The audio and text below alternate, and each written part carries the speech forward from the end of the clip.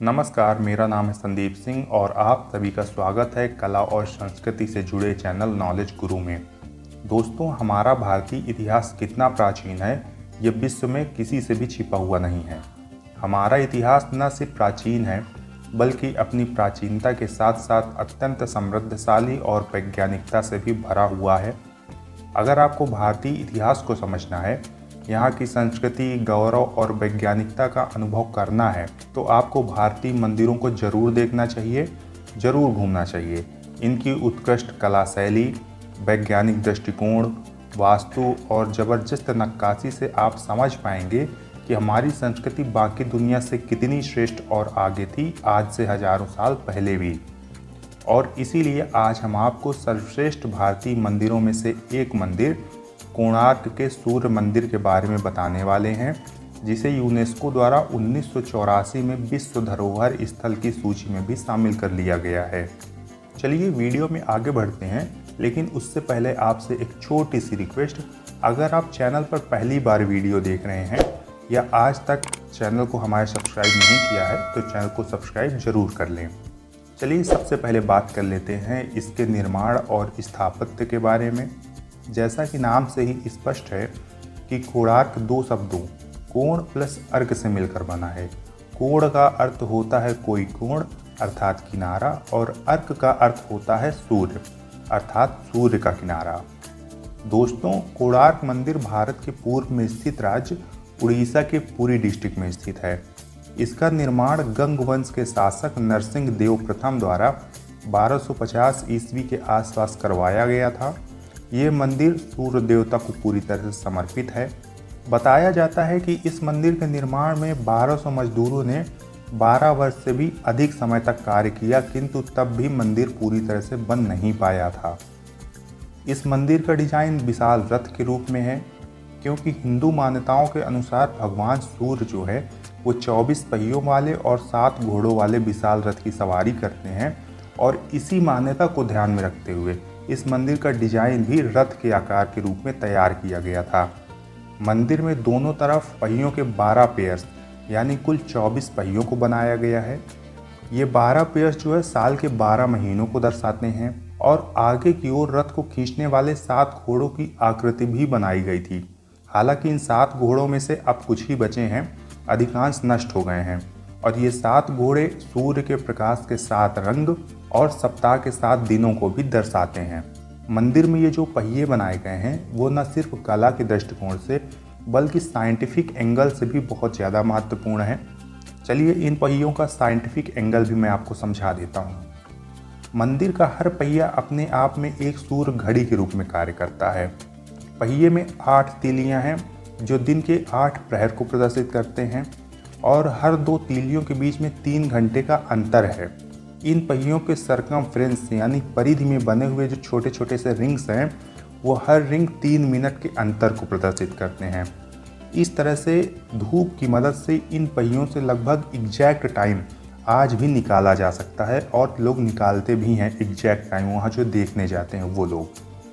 तो ये क्षमता थी उस वक्त हमारे इंजीनियरों की। आगे मैं इस वीडियो में मंदिर से जुड़ा हुआ एक और ऐसा फैक्ट आपको बताऊंगा, जिसे सुनकर आप निश्चित ही सोच में पड़ जाएंगे कि ऐसा भी हो सकता था क्या। दोस्तों, आज हम सभी जो मंदिर देख रहे हैं, ये मंदिर सिर्फ इतना ही नहीं है, बल्कि इससे कहीं अधिक विशाल और भव्य था। मंदिर में 3 प्रमुख संरचनाएं थी। पहला था विमान, ये मुख्य मंदिर था।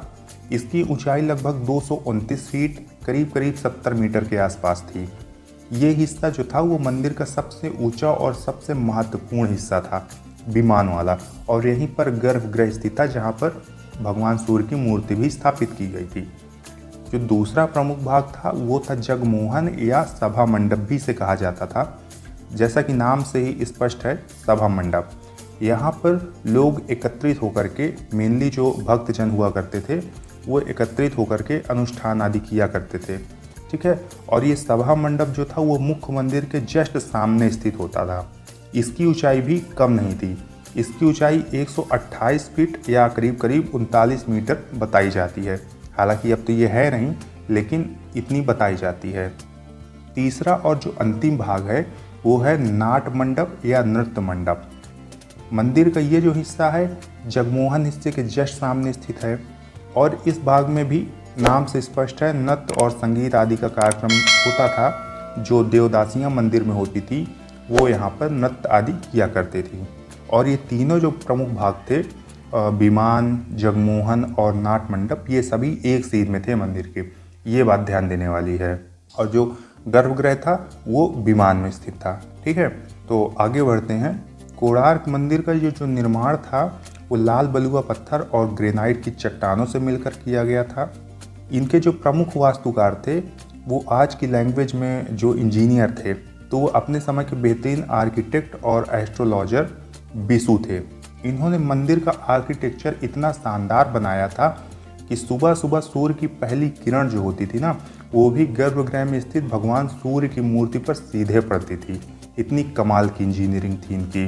जिस टेक्नोलॉजी का प्रयोग आज हम भगवान श्री राम के अयोध्या में स्थित मंदिर में भगवान सूर्य द्वारा भगवान श्री राम का सूर्याभिषेक करने के लिए कर रहे हैं, अभी आपने कुछ दिन पहले देखा होगा, उस तकनीक का प्रयोग हमारे पूर्वज हमसे 800 साल पहले ही कर चुके हैं, वो भी आज की अपेक्षा और बेहतर तरीक़ों से। इसलिए हमारे पूर्वज कितने नवीन थे और हम कितने पीछे हैं, इस बात से ये भी पता चलता है। हमारी तत्कालीन इंजीनियरिंग कितनी शानदार थी, इसका और एग्जाम्पल मैं आपको इस मंदिर के निर्माण से समझाता हूँ। देखिए, पूरे मंदिर के निर्माण में कहीं भी सीमेंट, चूना पत्थर या अन्य किसी प्रकार का जो घोल होता है ना चिपकाने के लिए दो जॉइंट्स को, उसका प्रयोग इसमें नहीं किया गया है, बल्कि पत्थरों के बीच लोहे की चादरों को और चुंबकों को ऐसे रखा गया था ना कि ये पूरे का पूरा मंदिर जो है ना वो पूरी मजबूती के साथ खड़ा रहे। इस तरह से उनको स्ट्रक्चर में सेट किया गया था चुंबक और लोहे की चादरों को, जिससे ये पूरे मंदिर को एकदम मजबूती से खड़ा रखे। बताया जाता है कि गर्भगृह में भगवान भास्कर की जो मूर्ति थी वो हवा में तैरती थी, और ये भी अपने आप में कमाल की इंजीनियरिंग का नमूना है दोस्तों। वास्तव में जो मूर्ति गर्भगृह में स्थापित थी, उस मंदिर के शीर्ष पर एक 52 टन वजनी चुंबकीय पत्थर रखा गया था, जो पूरे मंदिर और मंदिर के गर्भगृह में स्थित मूर्ति को बैलेंस करता था। और यही कारण था, यही चुंबकीय शक्ति के कारण ही मूर्ति हवा में झूलती थी। इतनी कमाल की टेक्नोलॉजी थी हमारे पूर्वजों के पास, जिसे आज के इंजीनियरों के लिए इमेजिन करना भी मुश्किल है। इसके साथ ही मंदिरों के दीवारों पर शानदार नक्काशी की गई थी। अनेक मूर्तियां अलग अलग मुद्राओं में बनाई गई हैं।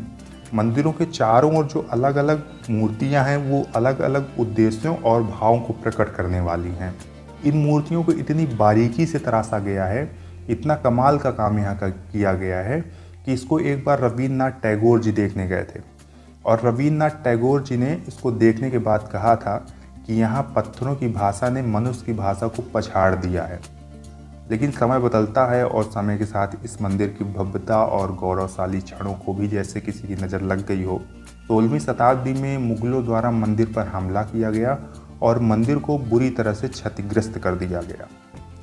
कुछ मान्यताओं के अनुसार जब पुर्तगाली जहाज भारत आने लगे, उस वक्त जो मंदिर के शीर्ष पर 52 टन वजनी चुंबक रखा था, उसकी वजह से जहाज़ों के कंपास काम करना बंद कर देते थे। इतना ताकतवर ये चुंबक था कि दूर आ रहे जहाज के कंपास भी खराब कर देता था, और इसी वजह से पुर्तगाली जहाज कई बार दिशा भ्रमित होकर दुर्घटनाग्रस्त हो जाते थे। और उसी वजह से पुर्तगालियों ने इस विशालकाय पत्थर को मंदिर के शीर्ष से हटा दिया, जिससे मंदिर का पूरा स्ट्रक्चर कमज़ोर पड़ गया।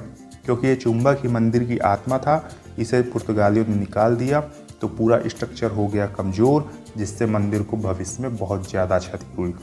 अन्य कारणों में समुद्र तट में स्थित होने के कारण उड़ीसा में निरंतर आने वाले तूफान, जो चक्रवात आते हैं, समुद्री हवाएं और हवा में उपस्थित अत्यधिक नमक की मात्रा ने भी पत्थरों का बहुत ज़्यादा क्षरण किया और अधिकांश मंदिर टूटकर गिर गया। वर्तमान में जो हम मंदिर देख रहे हैं, उनमें से 3 मंडप में से सिर्फ एक ही मंडप बचा है, वो भी क्षतिग्रस्त अवस्था में है। पूरी तरह से ये अपनी ऊंचाई को प्राप्त नहीं है। 19वीं और 20वीं शताब्दी में भारतीय पुरातत्व सर्वेक्षण यानी ASI ने मंदिर के संरक्षण के काफ़ी प्रयास किए थे। वर्तमान में कोणार्क मंदिर एक संरक्षित स्मारक है। इसे 1984 में यूनेस्को ने वर्ल्ड हेरिटेज साइट का भी दर्जा दिया हुआ है।